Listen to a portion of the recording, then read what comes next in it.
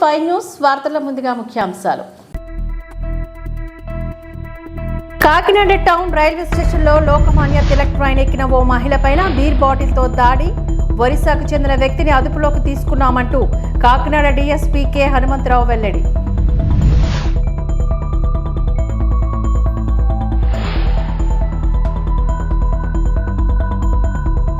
కాకినాడ జిల్లా అన్నవరం శ్రీ వీర వెంకట సత్యనారాయణ స్వామి వారి దేవస్థానంలో వార్షిక దివ్య కళ్యాణ మహోత్సవాలు ఘనంగా నిర్వహణ.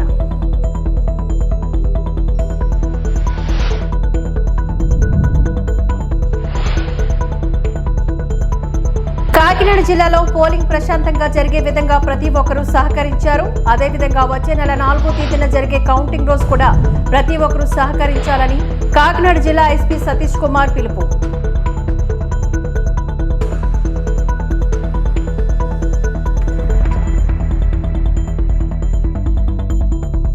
కాకినాడ టౌన్ రైల్వే స్టేషన్లో లోకమాన్య తిలక్ ట్రైన్ ఎక్కిన ఓ మహిళపైన బీర్ బాటిల్తో దాడి చేసిన ఒరిస్సాకు చెందిన వ్యక్తిని అదుపులోకి తీసుకున్నామని కాకినాడ డీఎస్పీ కె హనుమంతరావు తెలిపారు.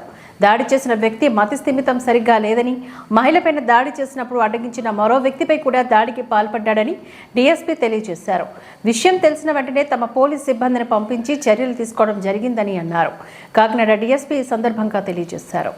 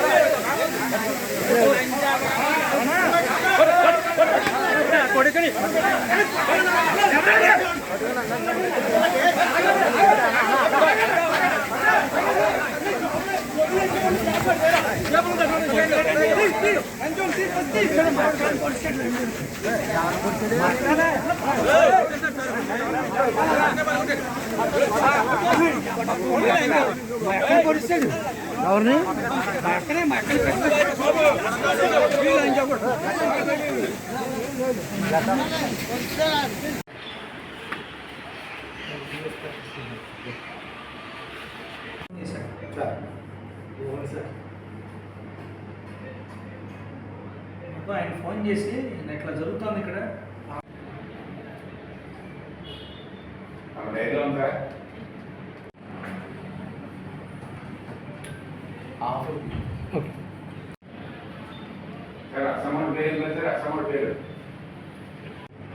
పేరు వస్తుంది. అందరికీ నమస్కారం.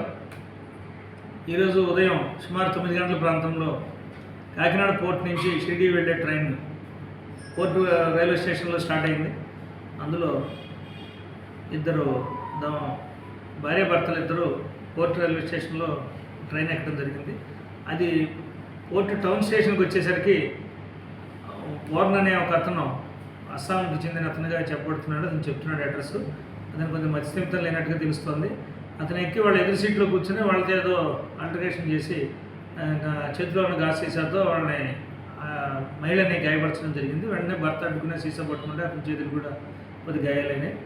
వెంటనే అక్కడున్న ట్రైన్లోకి ఎక్కే ప్రయాణికులందరూ అలర్ట్ ఇచ్చేసరికి లోకల్లో ఉన్న జీఆర్పీ వాళ్ళు కూడా అక్కడ రావడం జరిగింది. ఈలోపు ఈ కబుర్ని మన మీడియా మిత్రులు కూడా నాకు చెప్పిన వెంటనే మా కన్సర్న్ SHOస్ని ముగ్గురిని అలర్ట్ చేస్తే 1 టౌన్ 2 టౌన్ అట్లాగే 3 టౌన్ ఇన్స్పెక్టర్స్ అందరూ ఇమీడియట్గా అక్కడ చేరుకోవడం జరిగి అతన్ని నిలుపుదల చేసి అతన్ని పోలీస్ కస్టడీలోకి జీఆర్పీ వారు తీసుకున్నారు.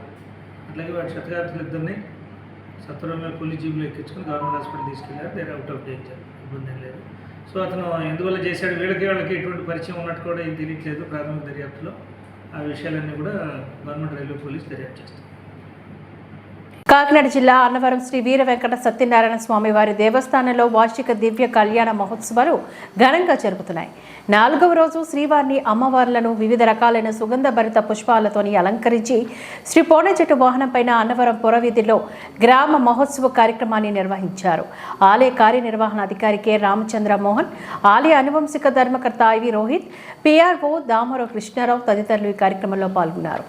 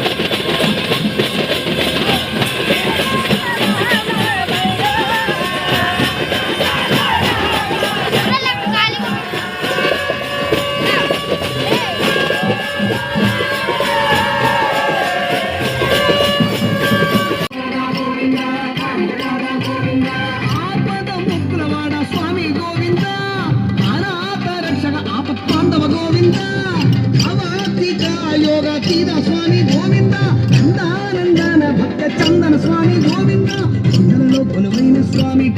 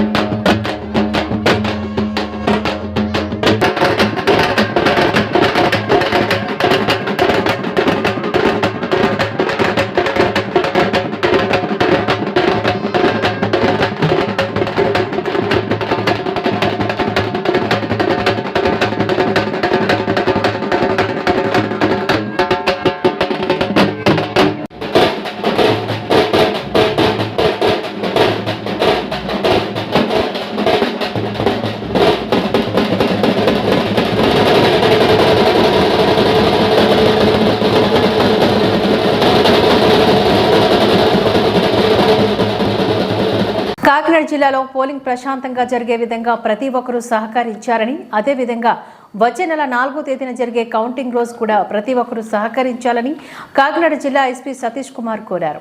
కాకినాడ సూరికళ మందిరంలో వివిధ రాజకీయ పార్టీ నాయకులు, కార్యకర్తలు సమావేశాన్ని నిర్వహించారు.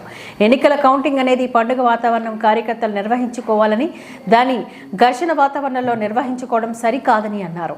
జిల్లాలో జరగనున్న సార్వత్రిక ఎన్నికల కౌంటింగ్కు సంబంధించి కాకినాడ జేఎన్టీయూ కే యూనివర్సిటీ ప్రాంగణంలోని చుట్టుప్రక్కల ప్రాంతాల్లో పటిష్ట బందోబస్తు ఏర్పాటు చేస్తామని ఆయన తెలియజేశారు.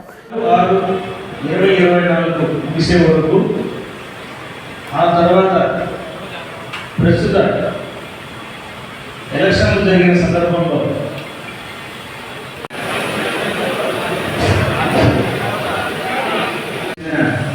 క్రియాశీలక కార్యకర్తలకి, నాయకులకి సతీష్ కుమార్ సార్ ఇక్కడికి వచ్చి ఉన్నారు. కాబట్టి మనందరం కుదర్చాలని, అవగాహన కల్పించాలని ఈరోజు ఇప్పుడు ఇక్కడ అవగాహన ఏ విధంగా పోలీస్ యాక్ట్ చెప్పారు అనే విషయాలన్నీ తెలుసుకుని మిగతా మీ కేడర్ పట్టణ పౌరులు, పెద్దలు, వివిధ పత్రికేయులు అట్లాగే 13th మన పోలింగ్ డే ఎలాగా కొంత శాంతికరమైన పద్ధతిలో జరిగిందో అదేవిధంగా కౌంటింగ్ రోజు కూడా మనము శాంతి భద్రతతో పాటు మన ప్రజల సపోర్ట్తో పాటు ప్రశాంతంగా జరిపించాలన్న ఉద్దేశంతో పాటు ఈరోజు మనం మీటింగ్ కండక్ట్ చేయడం జరిగింది. దీంట్లో మనకు 144 సెక్షన్ 30 సెక్షన్ అమల్లో ఉండడం, తర్వాత మన కలెక్టర్ సార్ కూడా మన కమింగ్ డేస్లో ఆల్ పొలిటికల్ పార్టీస్ మీటింగ్ పెడతారు. దాంట్లో వాళ్ళకి ఏదైనా డౌట్ ఉందంటే ఈ కౌంటింగ్ ఏజెంట్ సంబంధించినది కానీ, తర్వాత జేఎన్టీయూ లోపలికి కౌంటింగ్ సెంటర్ లోపలికి ఏదైనా డౌట్ ఉన్నప్పుడు కానీ అది సార్తో పాటు తీర్చుకోవాలని చెప్పేసి అందరినీ కూడా ఎలాంటి అవనీయ సంఘటనలు పాల్గొకుండా మనకి లా అండ్ ఆర్డర్ సిచ్యువేషన్ని రెస్పెక్ట్ చేస్తూ పోలీస్తో పాటు కోఆపరేట్ చేస్తూ ఈ కౌంటింగ్ డేని సక్సెస్ఫుల్గా జరిపించాలన్న దీనితో పాటు ఈ మీటింగ్ కండక్ట్ చేయడం జరిగింది. సార్వత్రిక ఎన్నికల లెక్కింపునకు కార్యక్రమంలో భాగంగా జూన్ 4న జరగబోయే ఎన్నికల కౌంటింగ్ సమయంలో పి గన్నవరం సర్కిల్ పరిధిలో ప్రజలకు పోలీస్ శాఖ కొన్ని హెచ్చరికలను జారీ చేశారు.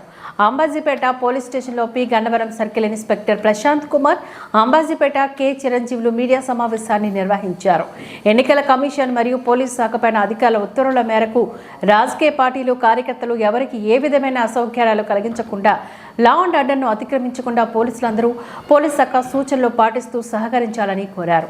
ఎన్నికల కౌంటింగ్కు అభ్యర్థి మరియు కౌంటింగ్ ఏజెంట్కు మాత్రమే అనుమతి ఉంటుందని, 144 సెక్షన్ అమల్లో ఉన్నందున గుంపులుగా ఉండకూడదని, రెచ్చగొట్టే విధమైన రాజకీయపరమైన ఫ్లెక్సీలు ఎక్కడ ఏర్పాటు చేయరాదని పేర్కొన్నారు. అదేవిధంగా ఈ బైక్ ర్యాలీస్ కానీ అలాంటివి కానీ నిషేధించబడింది. తర్వాత బాణసంచా కాల్చడం కానీ, కవ్వింపు చర్యలు కానీ చేస్తే కనుక వాళ్ళ మీద కఠినమైన చర్యలు తీసుకోబడుతుంది.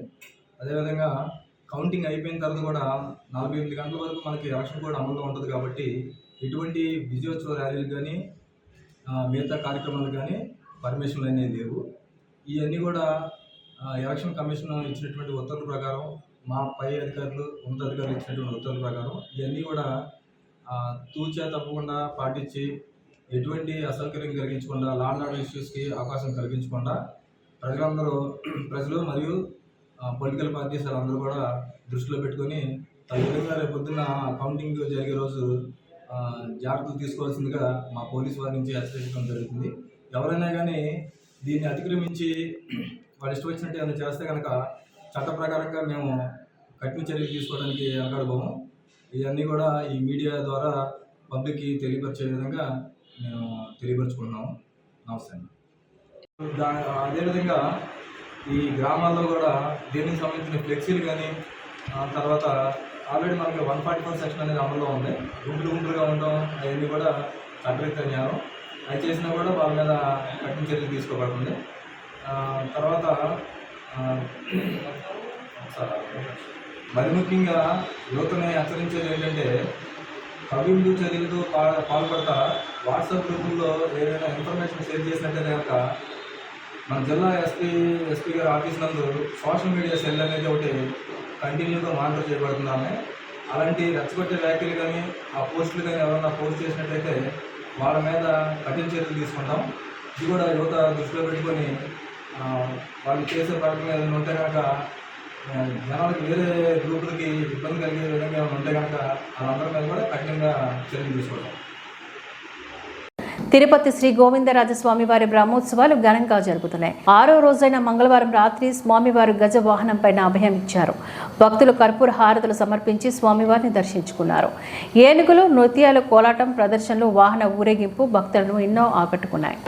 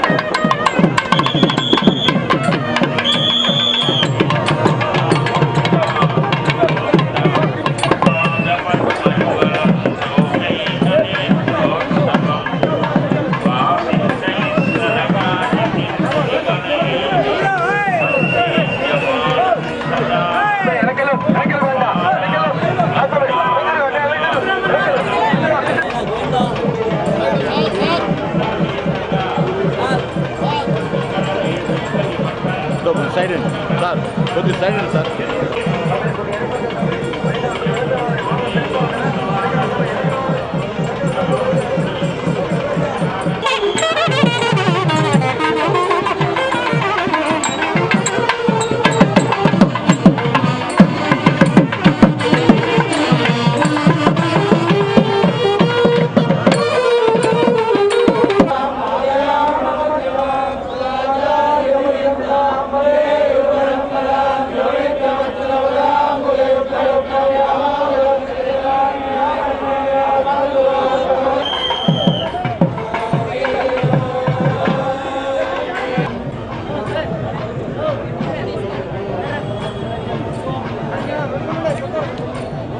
తిరుపతి పద్మావతి మహిళా వర్సిటీ ఈవీఎం కేంద్రాలను జిల్లా ఎన్నికల అధికారి ప్రవీణ్ కుమార్, ఎస్పీ హర్షవర్ధన్ రాజు మంగళవారం సాయంత్రం పరిశీలించారు.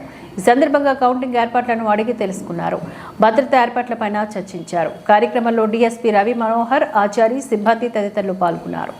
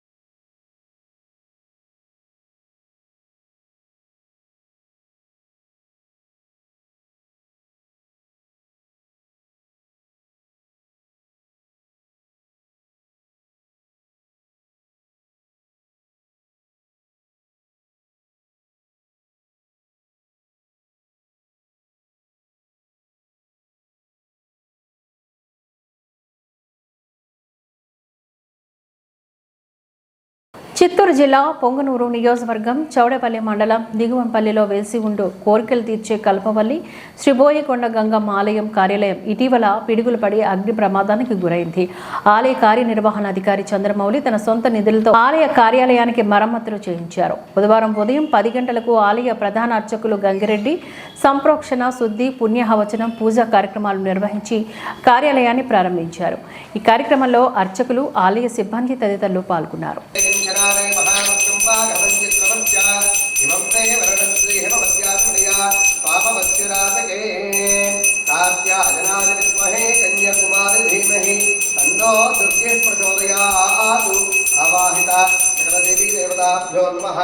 ఆనందకర్పూరమంగళ నీరాజనం దర్శయామి. నీరాజనానంతరం శుద్ధాత్మనీయం సమర్పయామి. పరిమళపత్ర పుష్పాని సమర్పయామి. देवरक्षां धारयामि. नमस्करोमि. नमस्कारान् समर्पयामि. जय बोलो गणेश महाराज की जय.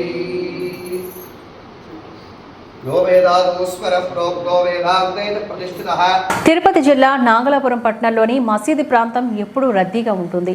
మంగళవారం రాత్రి మసీదు సమీపంలో ఓ యువకుడు రోడ్డు పక్కన నిలబడి ఉండగా బైక్ పైన వచ్చిన 2 మొబైల్ లాక్కొని పారిపోయారు. ఈ దృశ్యాలు సీసీ కెమెరాలో రికార్డ్ అయ్యాయి. యువకుడు స్థానిక పోలీస్ స్టేషన్లో ఫిర్యాదు చేశాడు. ప్రజలు అప్రమత్తంగా ఉండాలని పోలీసులు సూచించారు.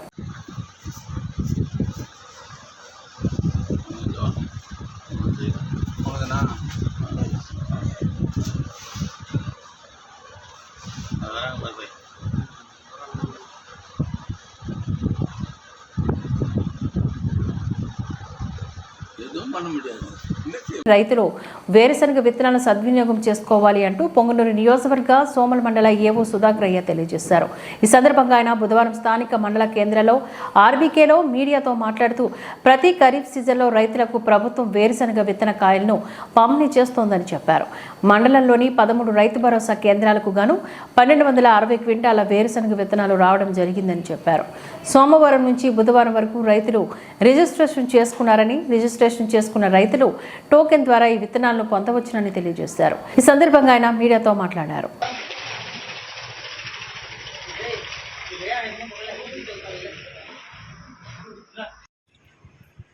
అందరికీ నమస్కారం. వేరుశనగ ప్రతి ఖరీఫ్లోనూ వేరుశనగ విత్తన పంపిణీ సబ్సిడీ ద్వారా జరుగుతుంది. ఈ ఖరీఫ్ 2024కు సంబంధించి సోమల మండలానికి సంబంధించి 13 రైతు భరోసా కేంద్రాలకు గాను 1260 క్వింటాల విత్తనాలు రైతు భరోసా కేంద్రాలకు రావడం జరిగింది. ఇవి సోమవారము, మంగళవారం, బుధవారం ఈరోజు వరకు ఈ 3 రోజులు రైతులని రైతు భరోసా కేంద్రాలకి రమ్మని చెప్పి ఇంటిమేట్ చేసి రిజిస్ట్రేషన్లు చేయడం జరుగుతుంది. ఇప్పుడు కూడా రిజిస్ట్రేషన్ అన్ని రైతు భరోసా కేంద్రాల్లో రిజిస్ట్రేషన్స్ జరుగుతున్నాయి. ఈ రిజిస్ట్రేషన్స్లో రైతులు వాళ్ళ పాస్బుక్, ఆధార్ కార్డు తీసుకొని వచ్చి వాళ్ళ వేలిముద్ర ద్వారా ఆన్లైన్లో రిజిస్టర్ చేసుకుంటారు. రిజిస్టర్ చేసుకొని వాళ్ళకు ఉండే విస్తీర్ణాన్ని బట్టి వాళ్ళకి వచ్చే ఎన్ని బస్తాలు వస్తాయనేది ఆన్లైన్లోనే రావడం జరుగుతుంది. దాంట్లో వచ్చిన బస్తాలకి వాళ్ళ అమౌంట్ చెల్లించి ఒక టోకెన్ తీసుకుంటారు. ఆర్బీకే దగ్గర నుంచి టోకెన్ తీసుకుంటారు. తర్వాత రేపు 23వ తారీఖు నుంచి ఈ టోకెన్ తీసుకున్న రైతులందరికీ కూడా వేరుశనగ విత్తనకాయలు పంపిణీ చేయడం జరుగుతుంది. రేపు ఎల్లుండి 2 రోజుల్లో ఈ టోకెన్ తీసుకున్న రైతులందరికీ కూడా వేరుశనగ విత్తనకాయలు పంపిణీ చేయడం జరుగుతుంది. ఇంకా వేరుశనగ విత్తనకాయలు ఏమైనా తక్కువ వచ్చినా కూడా రైతు భరోసా కేంద్రాలు వాళ్ళకి తెలియజేస్తే మన గవర్నమెంట్కి మన జేడీ ఆప్షన్ అడిగి అలాట్మెంట్ ఏమైనా ఉంటే తెప్పించి ఇవ్వడం జరుగుతుంది. ఈ వార్తలు ఇంతటితో సమాప్తం. నమస్కారం.